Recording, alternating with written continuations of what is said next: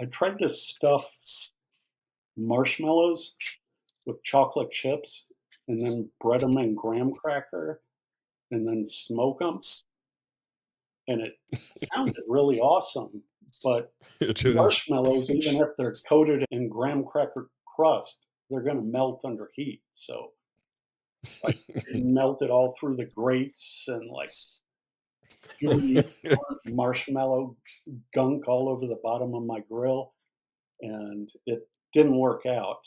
I didn't try that one again. Mango ham barbecue, mango ham barbecue, mango ham barbecue, mango ham barbecue, your barbecue on, get your barbecue. Ever notice how the sound of sizzling meat and the smell of smoke can silence the noise of the world? Now that's barbecue therapy. If the fire moves you, like, subscribe, share, and help spread the message because growth, like good barbecue, takes time and patience. Welcome to your therapy session. Welcome to the Barbecue Therapy Podcast. My name is Tavis Bryant, and today's guest is someone who's helped shape how millions of people understand barbecue, not just how they do it, but why it matters. He's the president of AmazingRibs.com, the largest barbecue and grilling resource in the world. He was editor at Grilling.com, winner of American Grilled, and a creative force behind 901 Pig Apparel, a barbecue lifestyle brand that celebrates the culture we all live and breathe. But before the titles and the smoke, he was a storyteller, a guy who worked in a big PR firm, organizing competitive barbecue teams on the weekend, blogging late into the night, chasing the balance between precision and passion. Wow. Clint Cantwell, welcome to Barbecue Therapy. I got one rule: make yourself at home and speak freely. Damn, I wanna meet that guy you just introduced. He sounds pretty awesome. You never know how much you did until somebody reads Yeah, to like, I got way too much free time, right? you. I love your history and everything that you did. It is you took a chance and went to something that you wanted to do. So Yeah. No, 100%. Like, I tell my kids, they're getting older, we've got one left in high school, one just graduated and started his Mhm, first full-time job in New York as an architect, and I tell them, "You really gotta take opportunities as they come to you," and that's rule mhm. number 1. Rule number 2 is never burn bridges because you never know when it's gonna come back to you, and good things usually happen when you treat people right and respectful and all of that stuff. That's really how my life has gone, opportunities that pop up, and it's Yeah. led to a lot of really incredible experiences, including getting involved in the barbecue community quite a while back now. It was about 1998, the first time that I went to Memphis in May, and Oh wow. doing what you and I talked about before we started, which is just getting out there and meeting the competitors, picking their Mhm. brains when they'll allow you, picking up little tidbits of information so that when eventually I had an opportunity to do my first contest up in New York, I knew what I was doing going into it.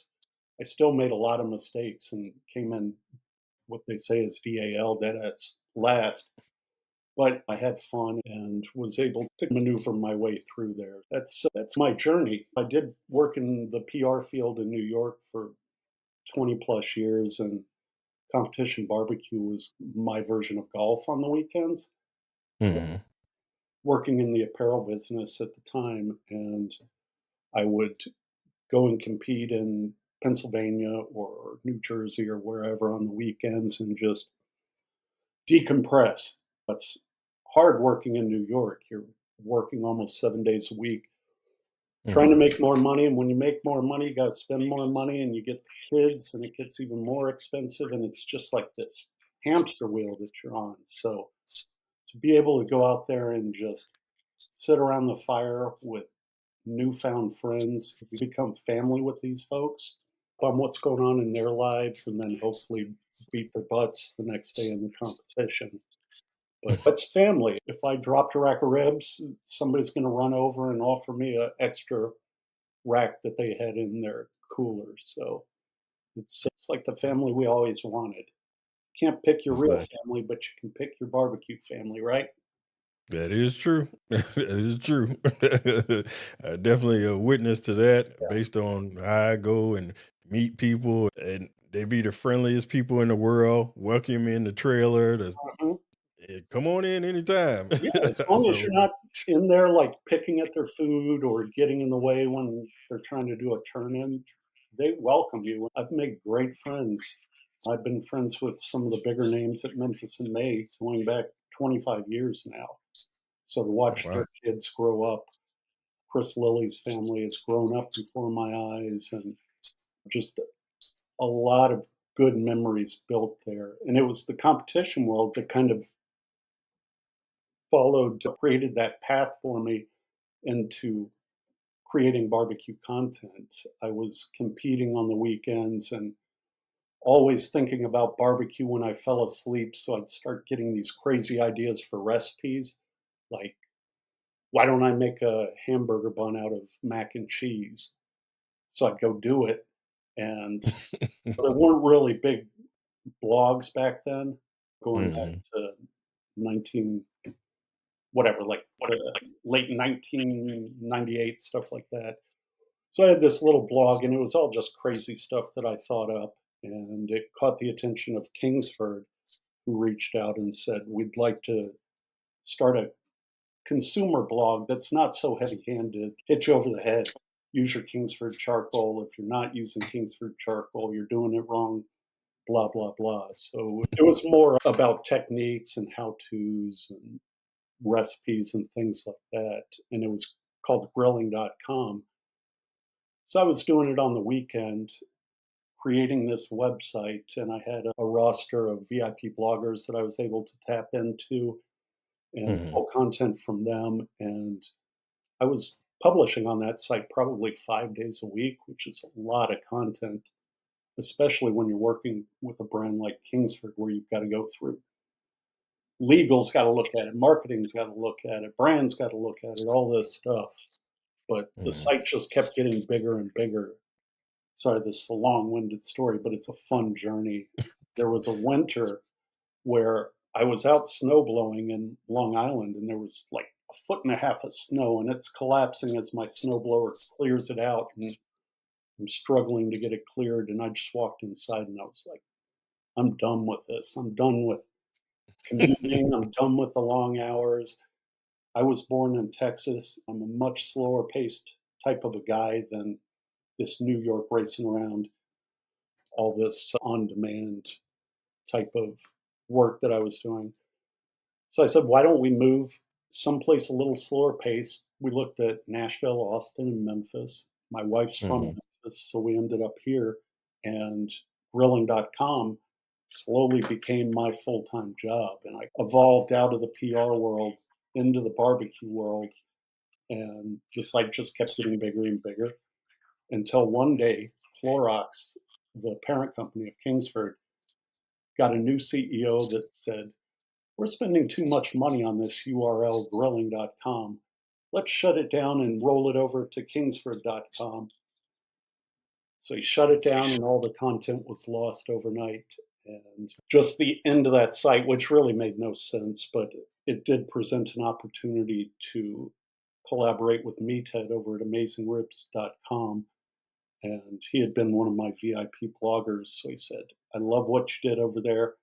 Why don't you come on and help me grow AmazingRibs.com? And I can start to slowly move out of the figurehead role of the company, start spending more time with my wife and whatnot." He was in his 70s and wants to travel and things like that. So over the last few years, I've moved up the ladder, and now I'm president of AmazingRibs.com and just starting to course the next chapter for that website. That's an excellent journey. So let me ask about it. What did you do as far as PR in the PR business?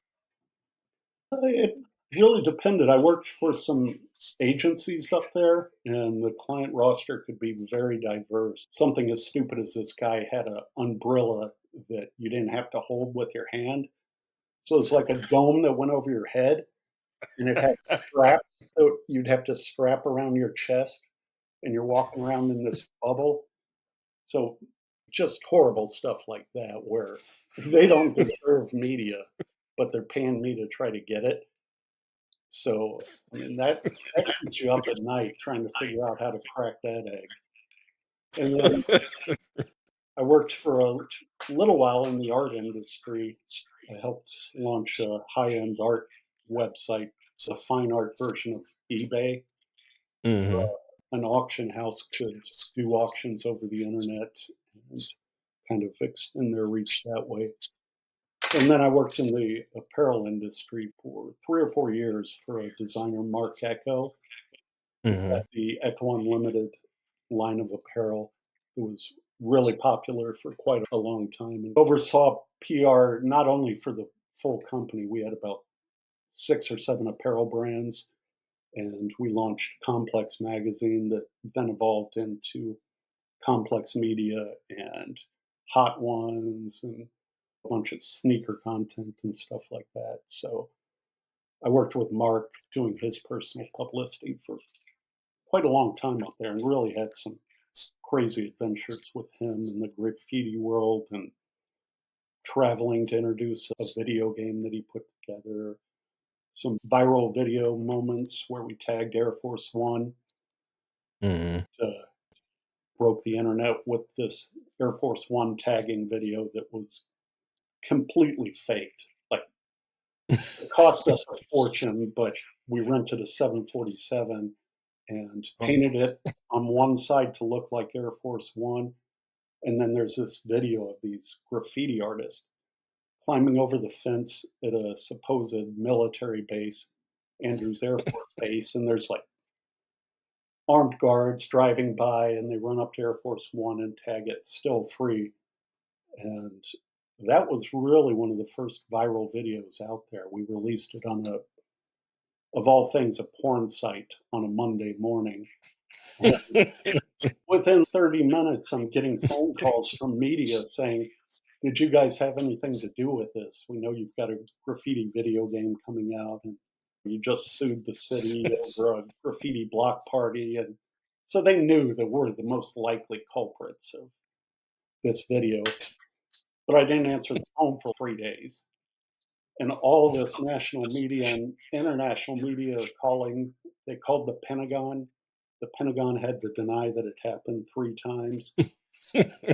And just, it was insane. That was a lot of fun. And then I went back to an agency, and that's just not as exciting. So, thus, I'm in Okay. this now. The craziest thing is to me was Clorox owns Kingsford Charcoal.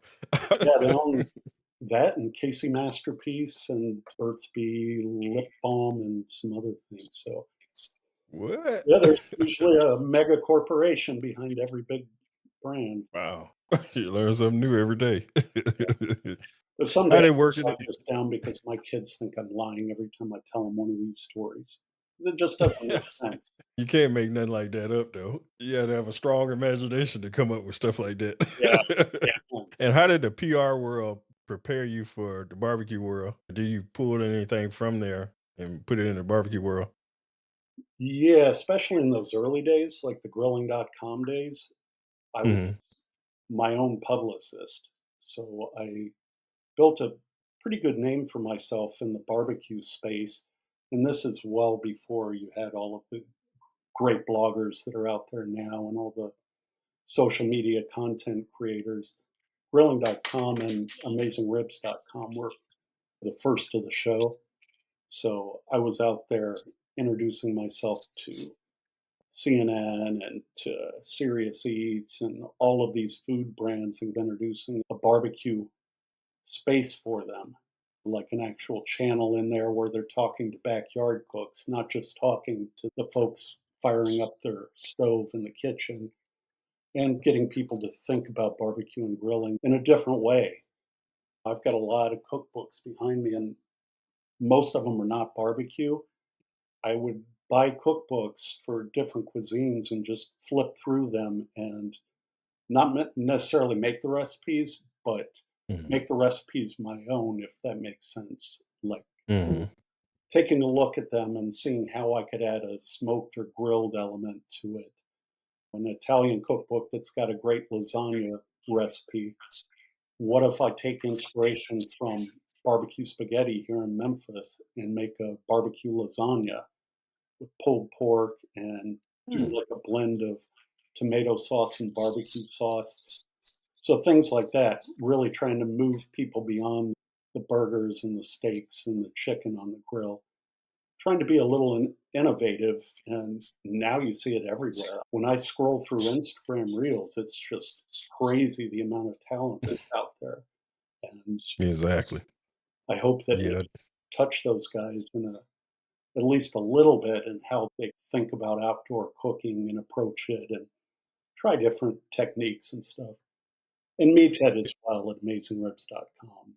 We just celebrated our 20th anniversary, his 20th anniversary of the site, and his first cookbook's back there someplace, but it was a New York Times bestseller for several years, and I can't count the number of people that have come up to me and said, "I learned everything I know today from that cookbook." It's gratifying to know that these people grew up. It makes me sound old, but it's still cool that they got their feet wet, whether it's in the competition world or just cooking in their backyard, from reading his cookbook or reading grilling.com or seeing the crazy stuff that I was doing on my site Grillocracy for a little bit. And anyway, it's cool. It's cool to watch. Yeah. It's different because y'all came from outside the box, and it was different back then because most folks used to doing everything one way, and Yeah. you come with something that doesn't sound normal. Hmm. Some people are frown on it, but there's more than one avenue to do things. And since you just used to one different thing, your mind doesn't open up to other avenues and stuff like the lasagna thing. I think it's a genius idea when you told me that. And I just, I was like, wow, I ain't never thought about that.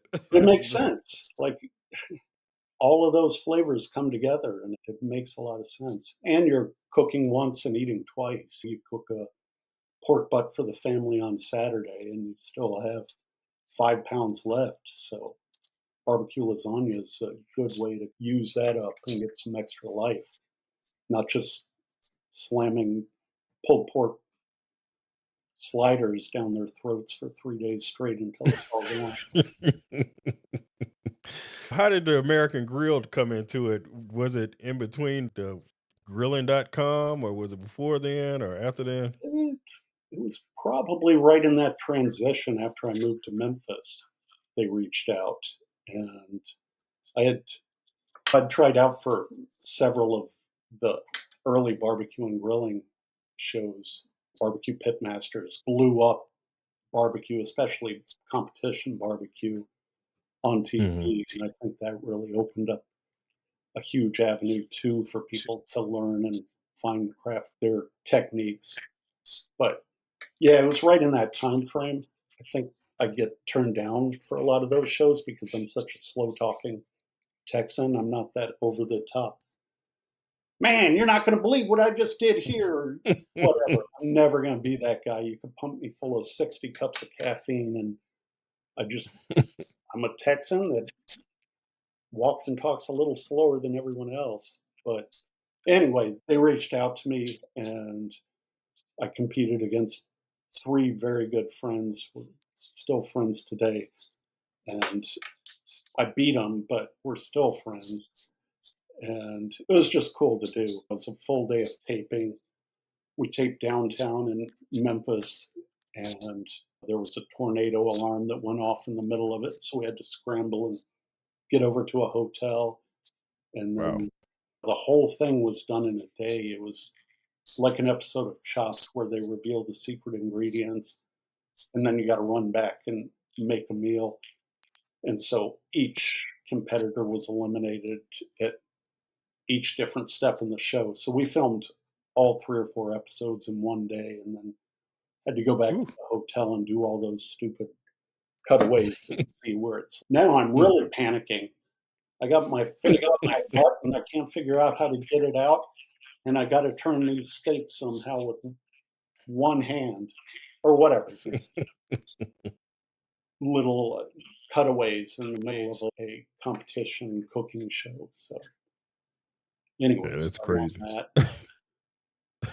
And I started to make my name in the Memphis barbecue scene, and then shortly after that, I was named among the 10 most influential barbecue folks in the Memphis area, which was that was a really cool honor because obviously we've got so many barbecue legends here.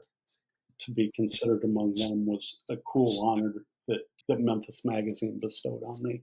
And y'all were content creators before it became a thing. Yeah, Y'all, I couldn't even keep up with some of these guys today. They just crank out so much creative content day in and day out. It's really cool to see, and I'm sure you met several of them when you were here from Memphis in May.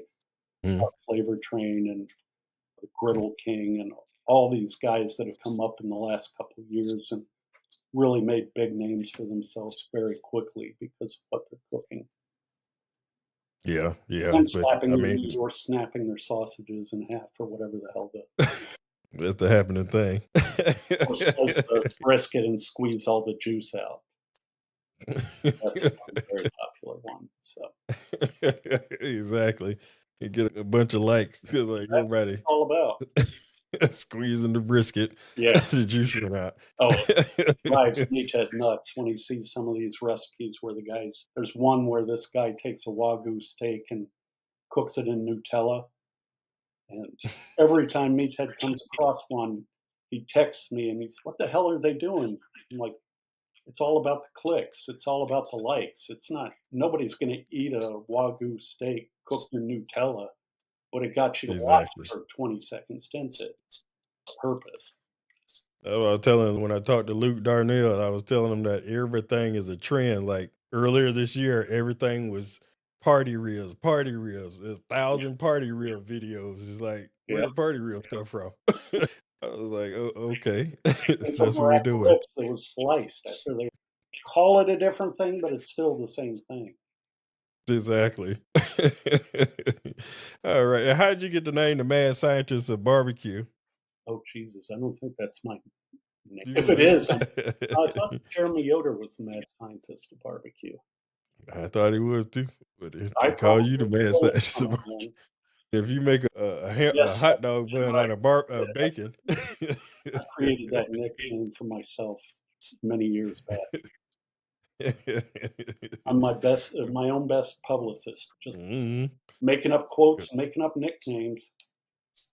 Hey, that's how you do it. It catch on. Yeah. When I saw that hot dog bun made out of bacon, I was like, "Wow, you flying close to the sun on that one." Oh, yeah. But I like it. But it worked. It worked in that moment, and I was on I forget what it was, one of those crazy recipes. I ended up on the homepage of CNN, and the editor that put me on there said that she got so much flack from the other reporters at CNN that are doing, like, real stories, and I've got this let's say it was the bacon hot dog bun. Got this bacon hot dog bun dead center on the homepage of CNN when there's, like, a war going on over some place. It really didn't fly well at a breaking news site, but it Yeah. was, new and innovative, and people were buzzing about it, so it is what it Yeah, is. you got attention, so you did your part. That's on Yeah, her. exactly. She the one to put it on Hey, there. they got the clicks for it. Exactly. And what's one barbecue truth that you used to believe that science eventually disproved? Oh, jeez. I don't know, there's so many of them. Meathead is great at myth busting on the site.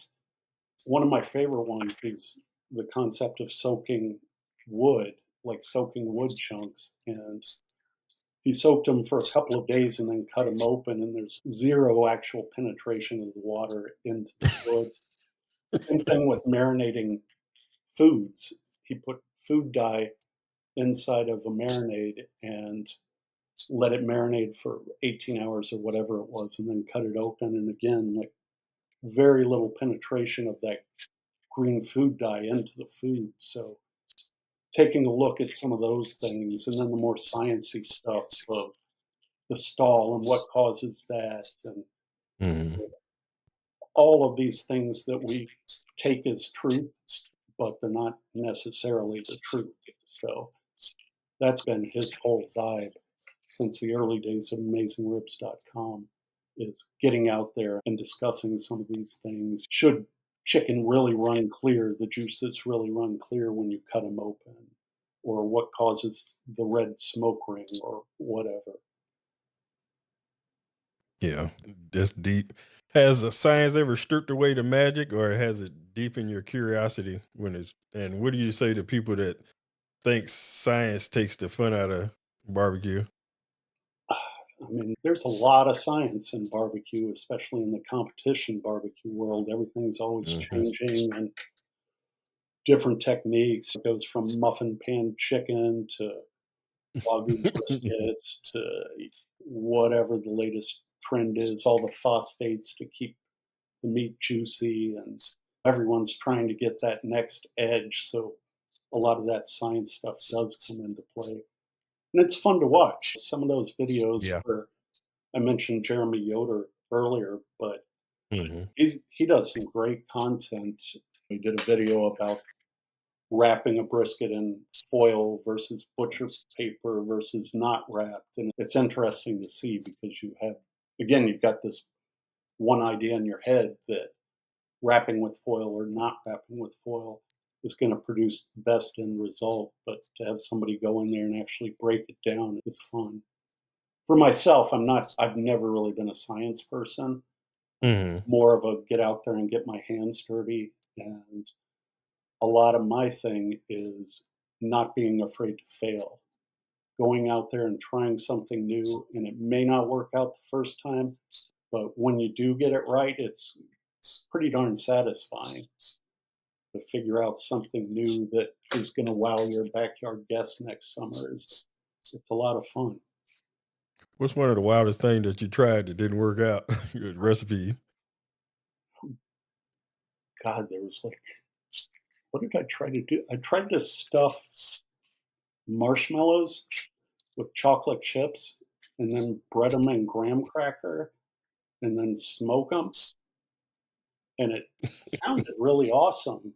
But It does. marshmallows, even if they're coated in graham cracker crust, they're going to melt under heat. So I melted all through the grates and like gooey burnt marshmallow gunk all over the bottom of my grill. And it didn't work out.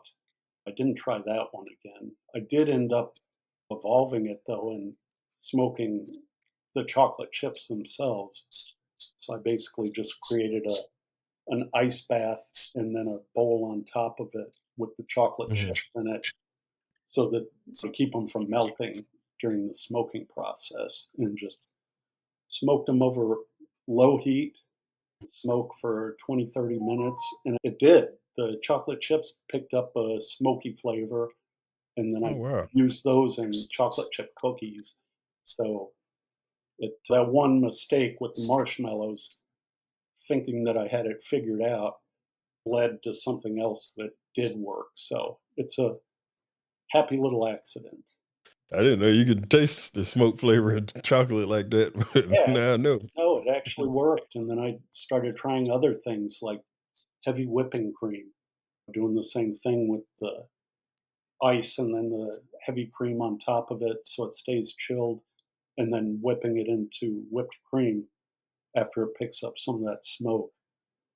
So it's taking everything day things that you may not think of adding smoke to and giving it a shot, and it usually ends up pretty nice. People grill lettuce now for a Caesar salad, and I remember a episode of Gordon Ramsay's show 15 years ago, or maybe even more, where he goes into one of these restaurants that's failing and they bring out the dishes, and this guy brings out a grilled Caesar salad, and Gordon Ramsay's, "What did you do to this lettuce? You completely ruined it, and you're a complete moron, and that's why the restaurant's failing." And then 10 years later, I'm watching a different show with him, and he's showing the chef how to grill romaine lettuce for the salad.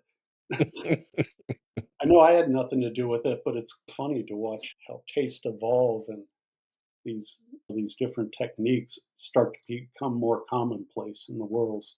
where even a Chef Gordon Ramsay is going to change his Exactly. mind and come around to grilled lettuce. And you say you go, I've read that you walk around the grocery store just getting ideas about different things. Is correct?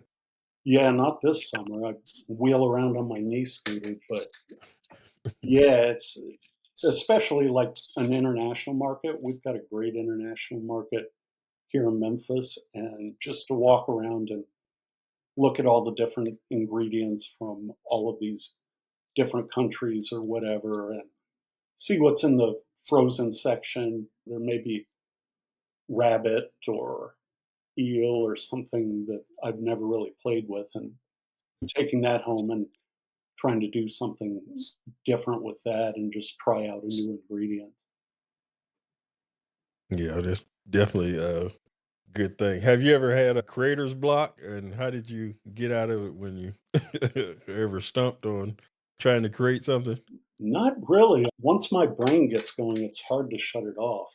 And so I'm testing out this infrared grill in the backyard right now. So I was trying to think of some different things to do. And I've been watching a lot of reels and things like that as I've been laid up in bed, and have really been wanting to try bacon ribs, where you basically cure the ribs as you would a pork belly to make bacon.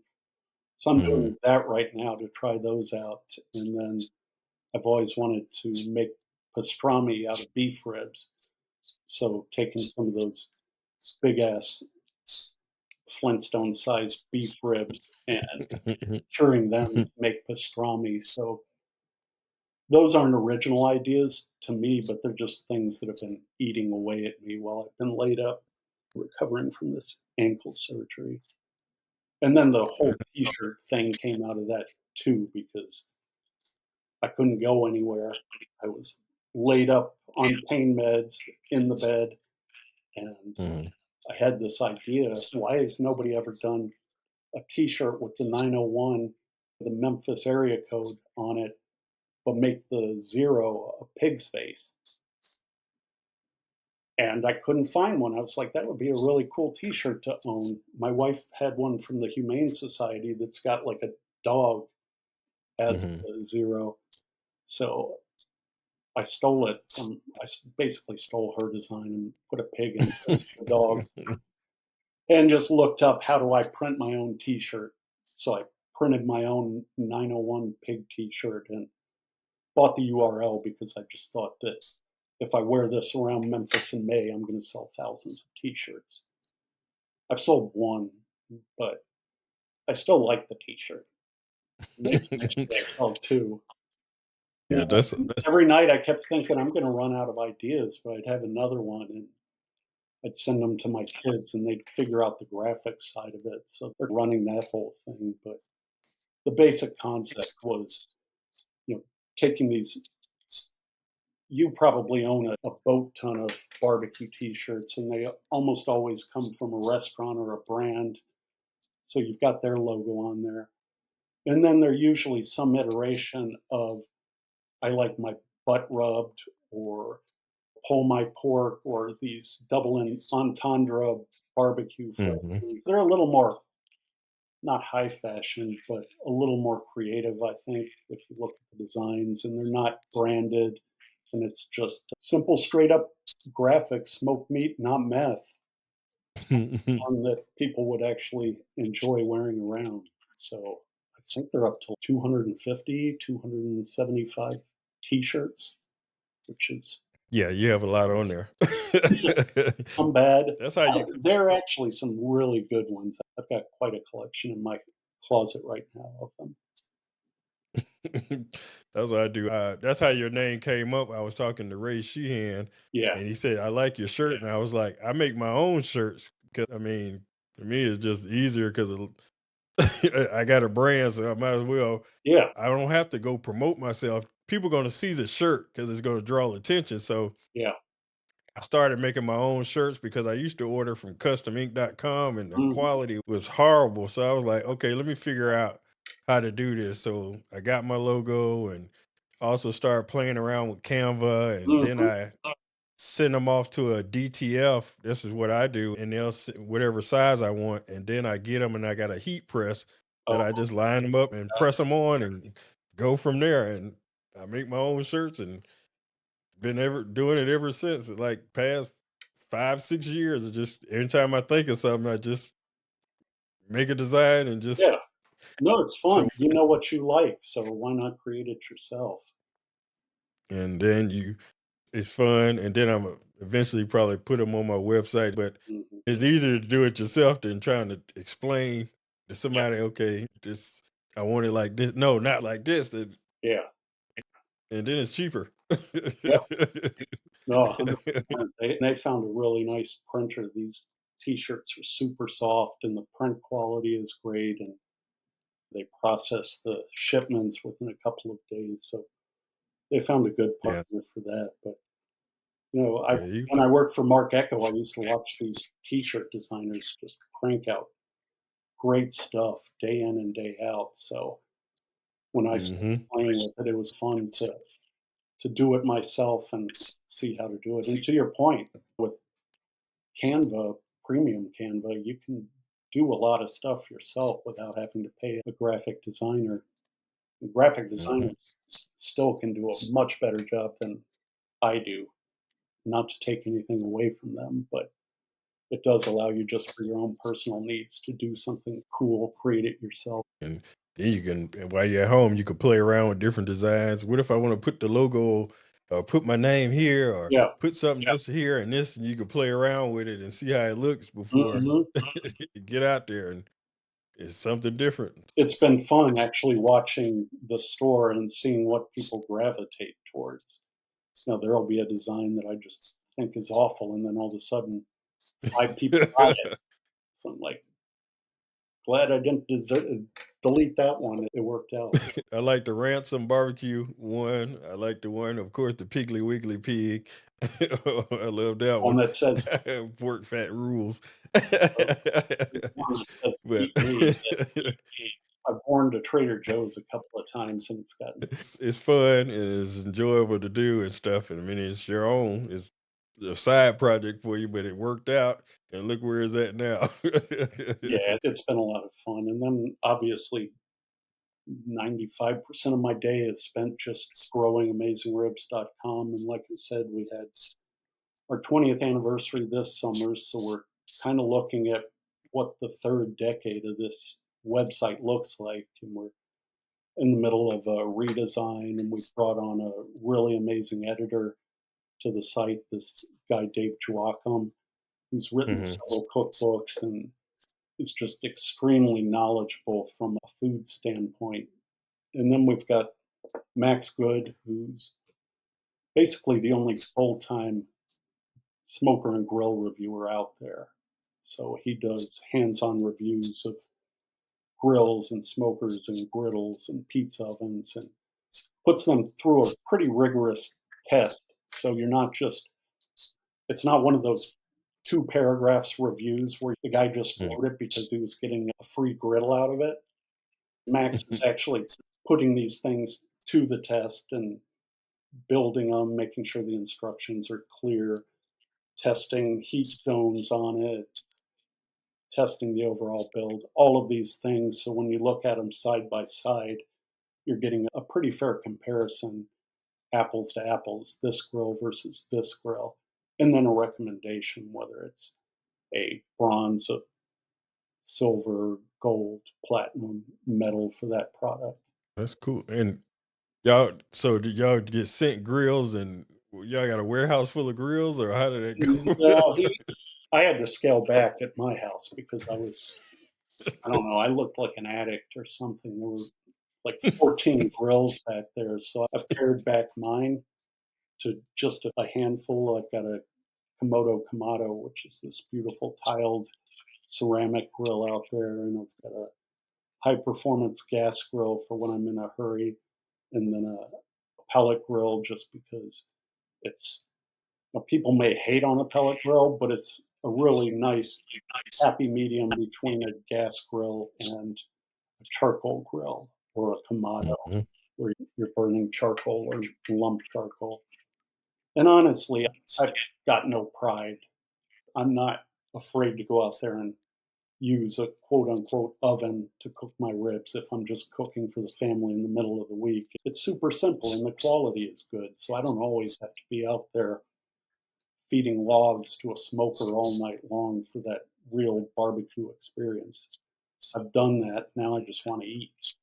But back to Um, your question, like Max does a lot of reviews, so he usually ends up donating them to a local firehouse a lot of the times, and just instead of reselling them and trying to make a buck off of the review, he's trying to find a real home for them where somebody can get some enjoyment out of them, and it's not taking up space on his back patio. that's good because there's a lot of people that can't afford decent grills and still have a lot of Yeah. kettles, but want to experience something else, and Hmm. it gives them a chance to try something else, which is good. And like you said, if it wasn't for the pellet grill, I wouldn't. I probably would have been left barbecue a long time ago. The pellet grill, it made it easier, so I can focus on cooking, and the grill was easy. I Yeah, can learn about the grill later on. you can So, focus on perfecting your recipe, perfecting your technique, and not having to babysit it all night. Like hmm growing up, my mom was from Texas, and they'd have a block party in the neighborhood, say. So my parents would be up Friday night, pretty much all night, tending to one of those cheap ass Brinkman bullet smokers you get for $30 outside of your grocery store or whatever. The ones that just suck up so much oxygen, you're basically just feeding it fuel all night long. And that was hmm my first introduction to quote unquote barbecue, was them sitting out there and drinking beer, whatever they did, all night long, tending to this one brisket. And then we moved up to Wisconsin and they did it. And the neighbors called the fire department because they had no idea why there's smoke pouring out of the backyard at 3 o'clock in the morning. Yes. My mom she was a great cook and introduced not only barbecue to me, but getting me and my siblings into the kitchen and teaching us different techniques, or at least expanding our repertoire as far as food that we were eating. She was a very creative cook for that point in time, like the 80s, early 90s. You had Taco Tuesday and Meatloaf Monday and whatever. And she was cooking up these French dishes and things like that. She did tell me once that we were having chicken fried steak and it was chicken fried liver, and now I can't go near anything with any kind of a liver taste. Like, did you really think you were going to pull that over on me? Cubed beef and liver don't taste near the same thing, and if they do, you Yeah. probably need to throw that beef out because it. It was funny. After all the deadlines, experiments, and flavor chases, what brings you peace now? I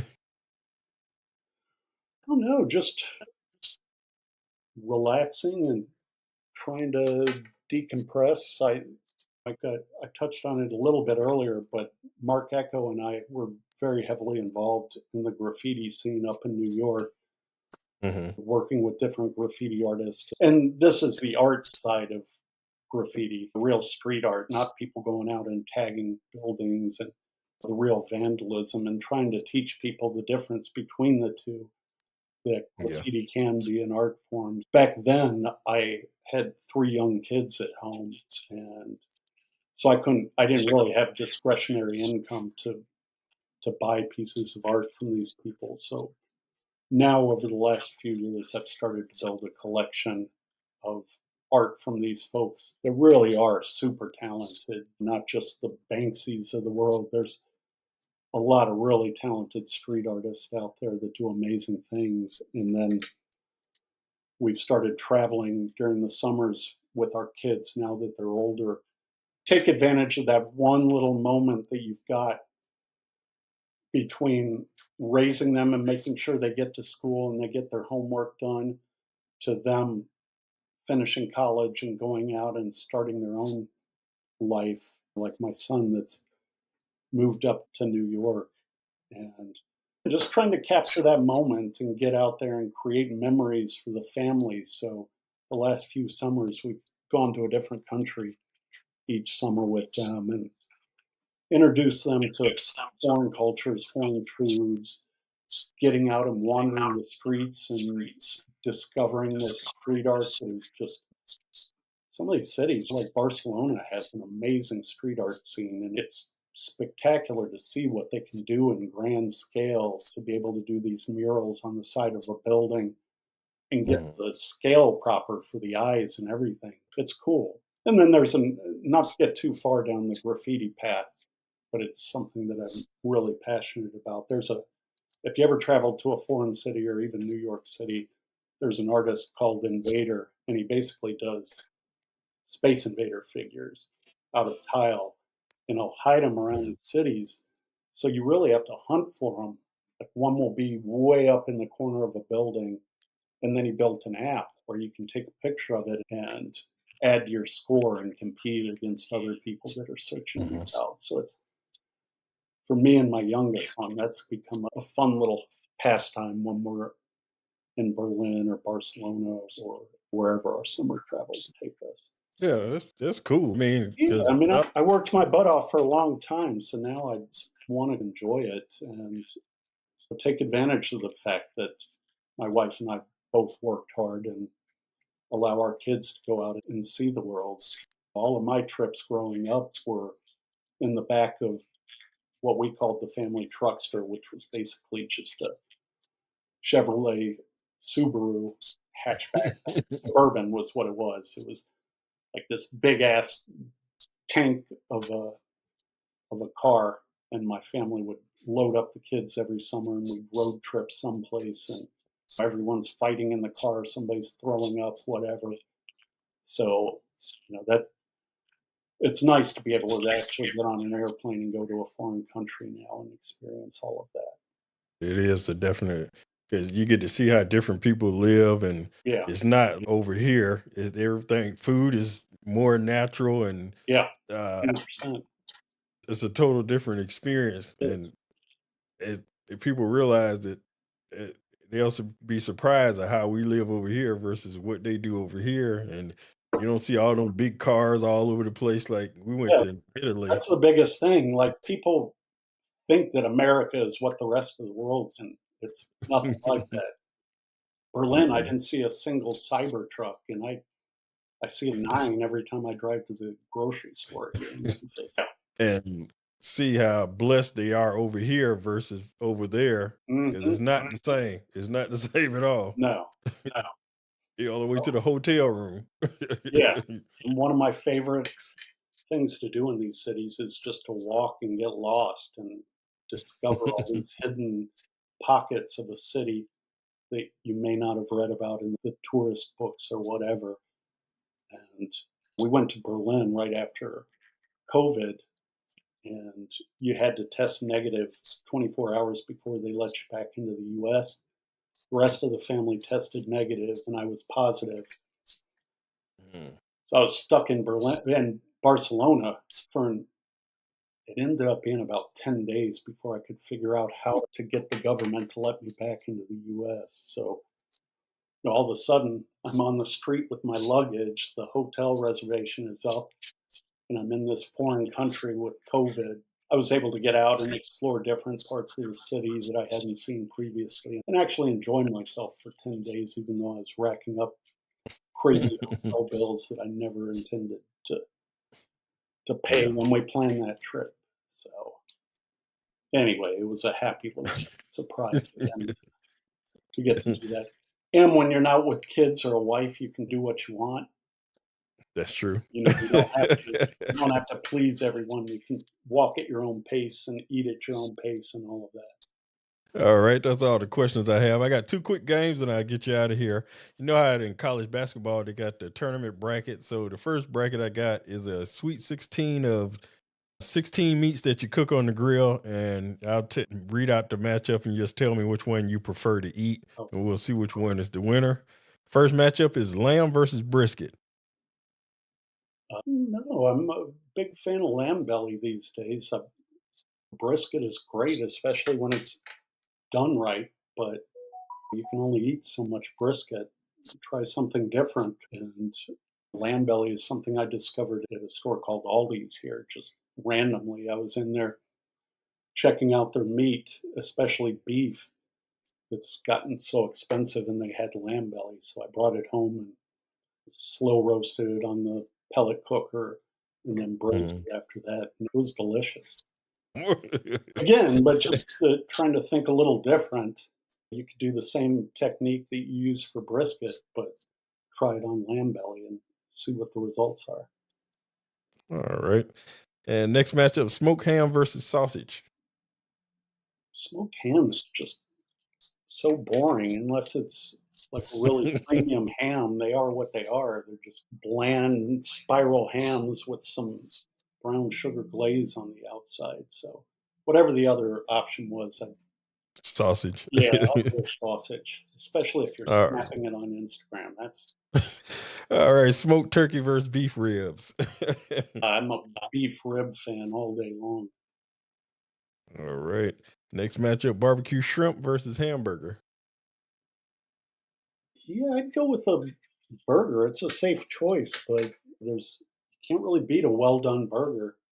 Whether That's it's a true. smash burger, which is pretty much all anyone cooks these days, or just a perfect thick patty with a nice sear on the outside and nice American cheese. You don't have to go for the fancy stuff.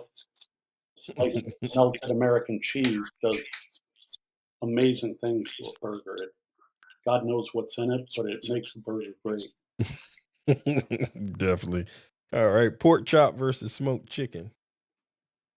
Smoked chicken, it's not an easy thing to nail. People say that brisket is the hardest thing to cook on the smoker, but to get really good chicken, it can be a struggle. Yeah. Spatchcock chicken especially is such a great cheat because everything cooks evenly and you get a nice crust on the skin. And if you want, you can flip it over and throw some bricks on it.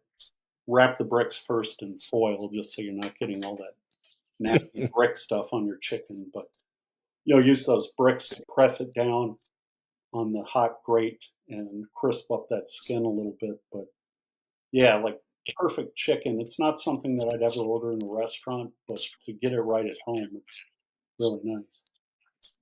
All right. Smoked bologna versus pork ribs. Oh wow, I'm gonna get shot by one half of Memphis for whatever answer I give. I think we're very much a pork city, but barbecue bologna is one of those dishes that is unique to Memphis. It used to be like a working man's lunch where you could go to a gas station and they Mhm. smoke up and grill up these giant chubs, the whole enchilada, the whole bologna, and then slice it and maybe sear it off on both sides on white bread. Very simple.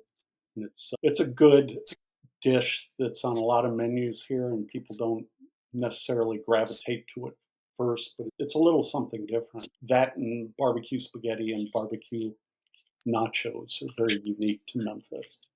And dry rub Okay. ribs, sorry. All right. So We got a you're lot to picking like bologna. here. All right. And hot dog versus pork belly. Oh, I don't know why you'd pick a hot dog over pork belly any day of the week. I don't care what's going on in your life. Maybe at a baseball game, go for the hot dog. Here, Grizzlies games, we've got amazing tacos and amazing barbecue and all sorts of other things. So, yeah, leave hot dogs for the kids in the backyard next summer.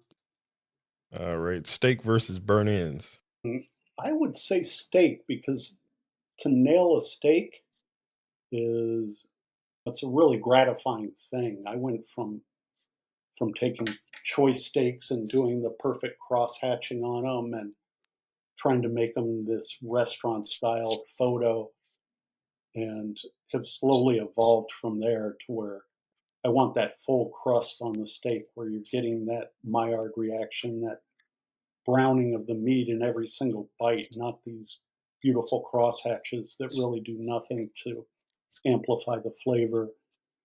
And then something as simple as dry brining, where you pre salt the steak the night before, put it on an Yeah. elevated rack in the fridge, and when you take it out of the fridge the next day, it's a deep red, and basically, it's all of that salt is pulling moisture from inside the steak and amplifying that beef taste. So you can do little things like that, and even a reverse sear is such a brilliant concept for steaks, where you slowly bring it up to temperature in your smoker or offset grill, let it pick up some Mm. smoke, and then get that nice crust on both sides. Whereas, what was the other choice? It was steak versus burnt ends. Yeah, and burnt ends are a classic, especially in Kansas City, but 99.9% of the burnt ends that you get at a restaurant today are not burnt ends. They're not what burnt ends originally were, which was the actual burnt ends of brisket when people were waiting in line to order their barbecue in Kansas City. They put out the burnt ends of the brisket, and now it's usually the point that's been cubed up and sauced to hell and put back on the grill to not burn, get that sauce very sticky, so it's faux burnt ends versus a real steak. It's not a fair battle. All right, next round, we got lamb versus sausage. Lamb versus sausage. I'll go with the lamb again. That lamb belly is pretty spectacular. All right, beef rib versus the burger. Beef ribs. 'Cause that's what I'm going to mess around with next. Are these pastrami beef ribs? Okay, and I don't chicken know versus what's bologna. next, not Oh, go what ahead. was. Yeah, chicken versus bologna. I would go with the cheap ass bologna sandwich. All right, when pork belly versus steak. I'm still going to go with the steak, even though pork belly is pork belly and pork fat rules. All right, and your final four. All right, lamb versus beef ribs. Beef ribs. All right, and bologna versus steak. All Well, let's do steak. So, for all right. of that talk about expanding people's minds with what they do in the backyard, ended up with steak. Exactly. All right, finals is beef ribs versus steak. Yeah, I already picked steak. It's the winner. All right. And I did another tournament special for you since you're a Grizzlies fan. I did a Who's going to get answered 16 next on the Memphis Grizzlies? I did a tournament bracket of the top 16 Memphis Grizzly players of Oh, wow. I did probably since I think I started at 90 and up. All right, and we'll see who's your player to be. All right, matchup one is Zach Randolph versus Steven Adams. Was Zach Randolph is a legend here. We got to go with him. All right, Zebo. All right, next matchup is Tony Allen versus Rudy Gay. Rudy Gay was pretty spectacular, but again, that lineup of Mike Conley and Zebo, and with him and with Mike Mark Gasol was a very special team for Memphis. All right, next matchup is Mark Gasol versus Shane Battier. Mark. All right. And next matchup is Jaron Jackson Jr. versus Big Country Reeves. Oh, Steph all day. My apologies to other Memphis fans. These are my opinions, and I'm allowed to have them. So please don't hate me on X today. All right. Sharif Abdul Rahim versus Mike Bibby. That's a good one. Mike Bibby. I just picked one, so don't. All right. Pau Gasol versus Mike Miller. Powell, I would say, because he was the impetus for his brother coming here, Mark. All right. Mike Conley versus Desmond Bain. Ooh, that's a tough one because they're both just awesome people. In addition to being talented, they showed so much love for this city, and it was tough to see Des go down to Orlando or wherever the hell he is now, the bowels of hell. But he's an amazing player and an amazing person. But long term, I think Mike Conley is. His name is definitely going in the Raptors, and he's always going to be in the heart of the Memphis Grizzlies, I think. All right. Next matchup is Ja Morant versus OJ Mayo. Ja. Say whatever you want about Ja, but he is a spectacular athlete, and you never know when he's not injured. You never know what's going to happen next when he's got the ball. And Yeah. every single time he has another highlight move, you're like, how is this kid going to top himself? And then he does it the next play down the court. So he's been a lot of fun to be able to watch. So yeah. knock on wood that he's healthy this year and get to actually see him do what he can do. Yeah. All right. Next round is Zach Randolph versus Tony Allen. I'll go with Zebo. He's like a big teddy bear in my mind. I've never met him, but he seems like somebody that would just hug me really hard. Yeah. All right. Mark Gasol versus Jaren Jackson Jr. I am such a Jaren Jackson Jr. fan. His game has been so much fun to watch. Just his ability to do a little bit of everything is so impressive. And again, he's a great human being. He always stops to sign autographs and take photos with fans after the games, and that means a lot. A lot of players just run off, and he's there to make sure that fans get their moment to interact with him and thank him for what he does for the city and all of that. Yeah, that's a good thing. All right. Mike Bibby versus Pau Gasol. Mike Bibby. All right. Mike Conley versus Ja Morant. Wow. I'll go with Ja. I'm ready for Ja season starting tonight. All right. And final four is Zebo versus Jaren Jackson. First matchup. Jaren. All right. And Bibby versus Ja. I'd say Ja.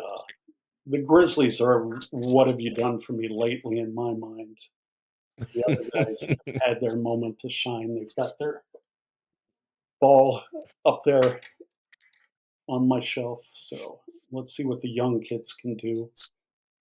All right. And Zach finals is out there, all 7'2" of them, and all of these young guys that we've got. Should be fun. Oh yeah.